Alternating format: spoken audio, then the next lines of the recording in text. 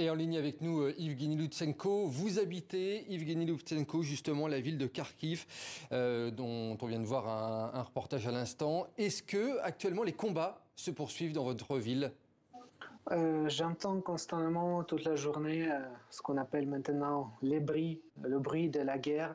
C'est des tirs forts, c'est des bombardements, des explosions. Heureusement, c'est pas si fort comme ils avaient été il y a 2 jours, mais c'est pas si fort dans le centre-ville où j'habite.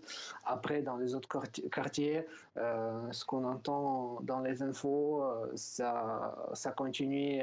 Les maisons, surtout les maisons d'habitation, continuent de les détruire. Donc, j'ai déjà donné les statistiques, mais je vais répéter. C'est au minimum 400, on parle de maisons d'habitation, donc c'est 300 de 12 étages et à peu près 100 de maisons privées ont été détruites à Kharkiv.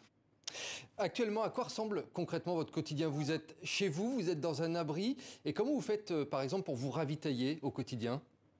Ravitailler, c'est-à-dire un peu de garder le moral, c'est ça parce que, pour la nourriture, pour avoir de l'eau, oui, etc.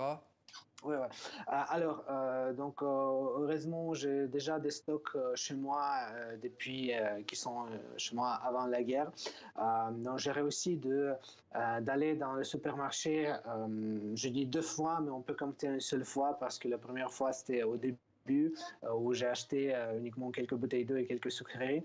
Donc là, il y a 2 jours, c'était pour la première fois où j'ai fait la queue 2 heures pour acheter quelque chose de supermarché. Bien évidemment, on n'a pas tous les produits, mais je suis heureux d'avoir tout ce que j'ai actuellement.